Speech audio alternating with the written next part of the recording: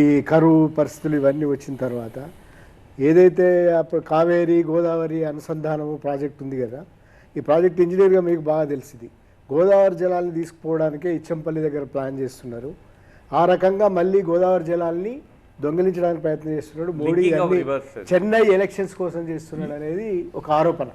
River interlinking is part of BJP's long standing. ఇది although it is Hindu మతానికి వ్యతిరేకంగా అయినా కూడా రివర్స్ ఇంటర్లింకింగ్, ఎందుకంటే రివర్స్ దేవతలు అయితే అయినా కూడా నేషనల్ డెవలప్మెంట్ కొట్టు rivers interlinking is a stated policy of for development of BJP ఎన్కట్స్ అందో. సో అది పరిశీలన చేస్తుండ్రు. చంపల్లి ప్రాజెక్ట్ అల్లం నారాయణ గారు దాని మీద రిజిస్ట్రేషన్, అది తెలంగాణకు లాభం అవుతుంది. అది నిజాం జమానాస్తుంది, అది లాంగ్ పెండింగ్ ఉన్నది. సో దాన్ని కంప్లీట్ చేస్తే మంచిగా ఉంటుంది. అండ్ దాంతో సడన్లీ కంప్లీట్ చేయడానికి నేను మాట్లాడడం లేదా, కంప్లీట్ చేసిన తర్వాత ఎత్తిపోయడానికి మాట్లాడుతున్నాను. మళ్ళీ ఎక్కడికో తీసుకుపోవడము అనేదాన్ని, అది మనకి నష్టం తెలంగాణకి కాదా అనేది ఇక్కడ ఐడియా.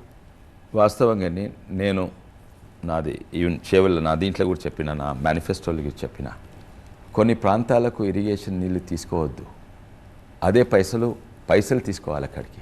ఇచ్చంపల్లి ఇరిగేషన్ నీళ్ళు కంటే ఇప్పుడు dry land agriculture is becoming more profitable.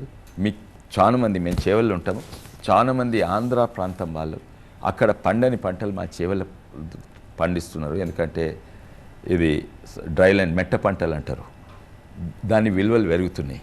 So I'm not fully convince. Irrigation అసాధ్యమైన దానికి కింద మీద పడి తీసుకోవడం తప్పు, ఎకలాజికలీ ఎకనామిక్లీ.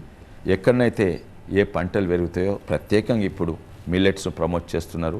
అండ్ ఇప్పుడు గవర్నమెంట్స్ దాని మీద ఫోకస్ పెట్టాలి, ఉన్న పంటలను దాని విలువ ఎక్కువ చేయాలి రాదనేది.